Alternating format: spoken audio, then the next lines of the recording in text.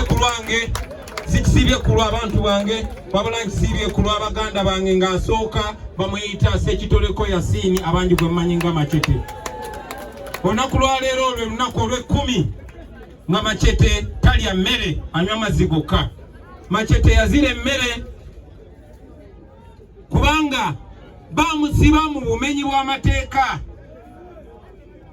bamukwata olw'okuba yawagira Kyagulanyi mu kalulu ka 2021. Ate ne yesanga ng'aliko ebizibu byonna, ye Muganda ate ye Musiraamu. Machete amaze emyaka 4 mu kkomera Bassebo ne Mannyabo. Naye ekkooti ensukkulumu ne bwe yavaayo n'esala omusango n'eragira nti abantu abatali basirikale abali mu kkomera bateebwe oba batwalibwe mu kkooti ey'abantu ba bulijjo bawere n'embe n'emisango. Mwami Museveni kubanga talina musango gwonna ku Machete, kubanga ekkooti y'amagye agikozesa nga tuulu ng'ekyuma ekinyigiriza abo batya, Machete alemedde mu kkomera.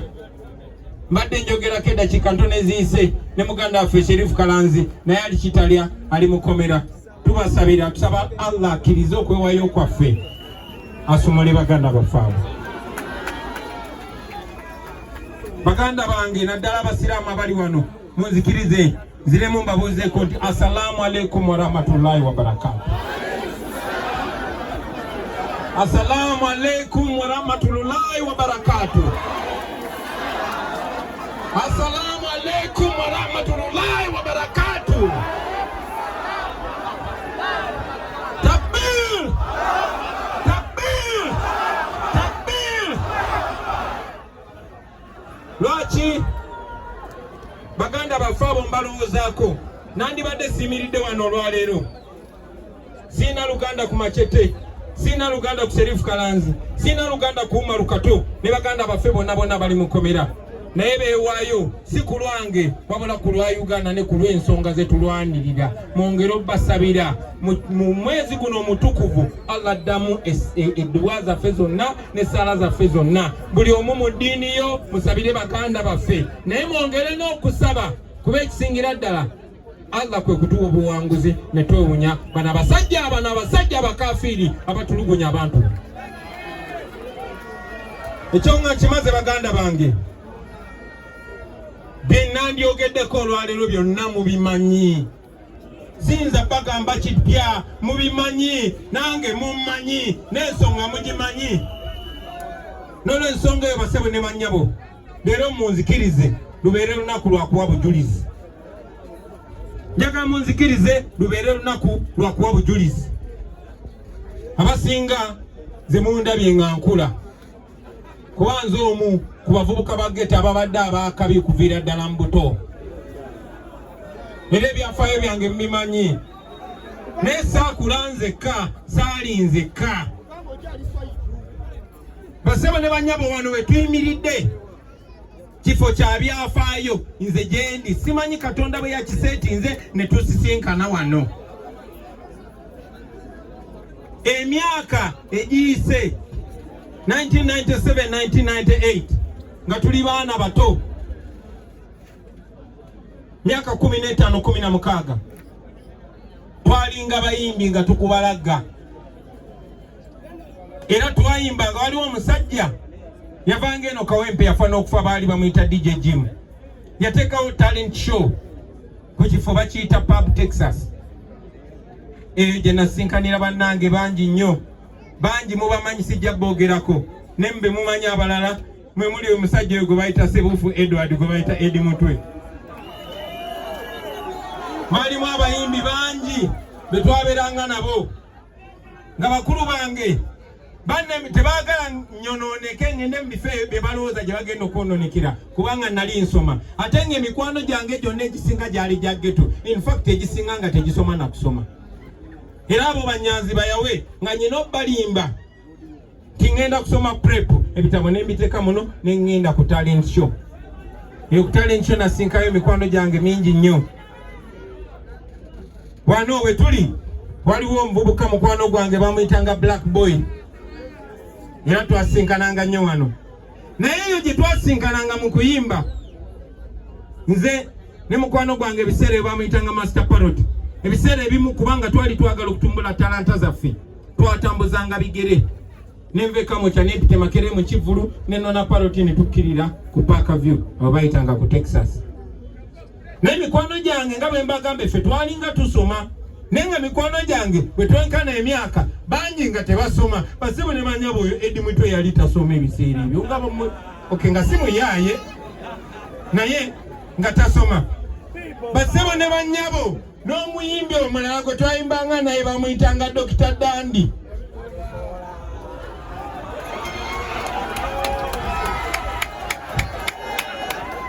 Kati nawulira wano wasinga okunyuma oyo Dr. Dandi olunaku lwa leero bamuyita Kanso Nalukola naye ebiseera byo yali tasoma nga ebiseera byo naye yali misomo gyalema.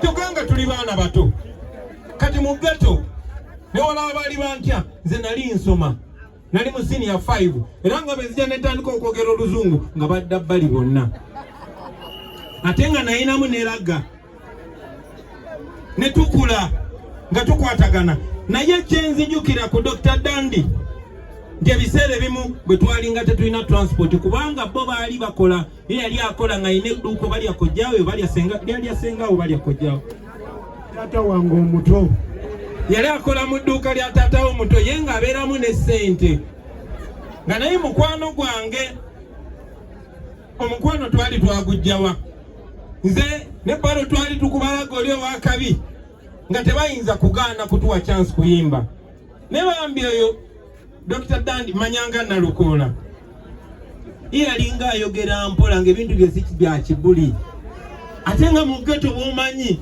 akabuli ebiseera ebyo ke kayitangawo. So kati ye bwe bamugaana okwanga okuyimba ng'aswa Makasayi naye mukwano gwe Bobi Wine era nga bwe mba ngenda kuseja gamba kyali wange nange mpita bwakiri nnyimbeyo kabubaasi.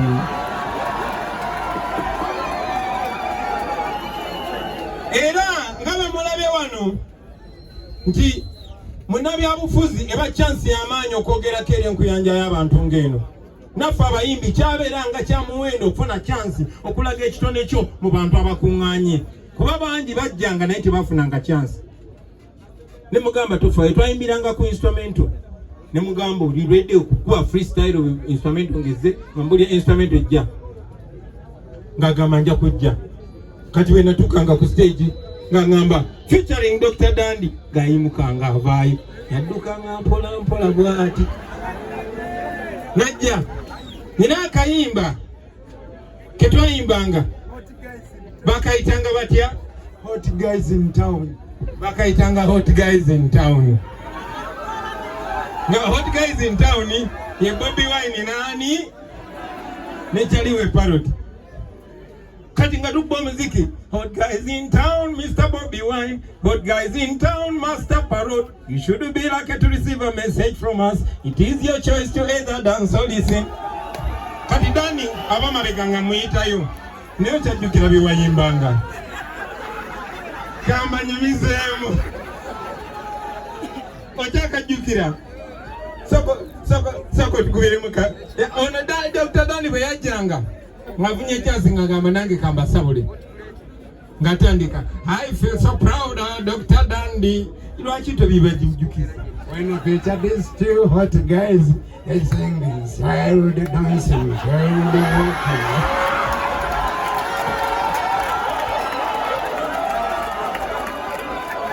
Omusajja oyo nasinga mwera ekitiibwa nga tabiwandiise naye nga olina obba kubamu akaakabi nze buli kyayimba nkijjukirayo ebimu abyerabidde yajja nakwata microphone nagamba yalinamu ekirimi kitonotono nagamba I feel so proud of Dr. Dandi when I feature these two hot guys Mr. Bobi Wine and Master Parrot the dancing style the walking style the moving style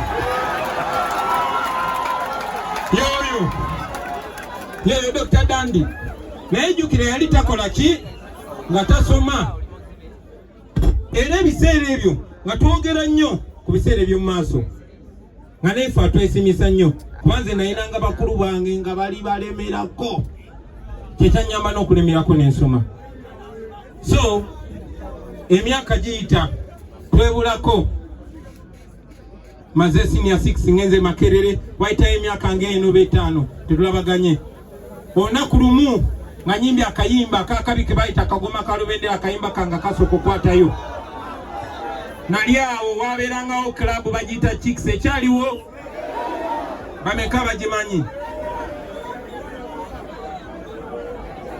kakati mbambayo ng'atawo ndi wa tabu nfuluma nga ni gwendaba Dr. Dani ne mugamba story kikyali wange tokyayimba nga wambulako nagamba kati naddayo mu ssomero kati ndi mu senior 2 senior 3 ngaawo nze no awo nali Makerere mu mwaka gwange okusembayo nomugamba kikola muganda wange lemerako nemugamba tokyayimba nagamba ebyokuyimba nasalawo ngende nsooka entakule ku bitabo omanyi oyo yali musiraamu nnyo era ebiseera ebyo wenamanyira n'okumanya nti abasiraamu tebeenyigira mu bintu byakusanyuka mu kisiibo kuba kuzza meme zaabwe era mu kisiibo oyo musajja teyayimbanga so aŋŋamba nti ali mu senior 2 netuddamu netwebulako ziramu omusinkana nga ŋŋamba muganda wange kakati ndina head boy was it Kawempe ndi head boy Kawempe Muslim secondary nga ate ngo fuse watabu naddamu nambulako nziramu mulaba ngagamba kati nsoma mateeka ngenda kubeera lawyer nenga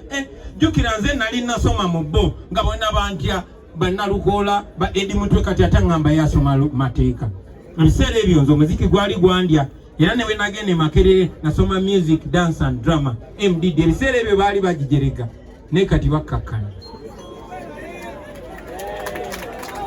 lwerugero lw'omusajja oyo era nga tuddamu twebulako ziramu omusinkana ga muganda wange kati ndi munnamateeka omutendeke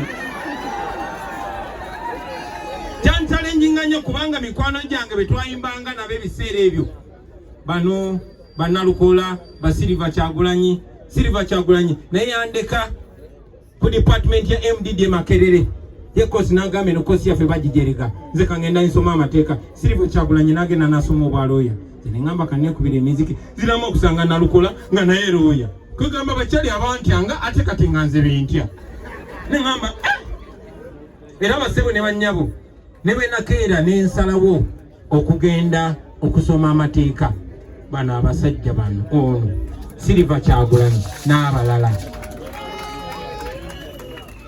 tuddamu okusinkana ng'ate mukulembeze iwa ene Kawempe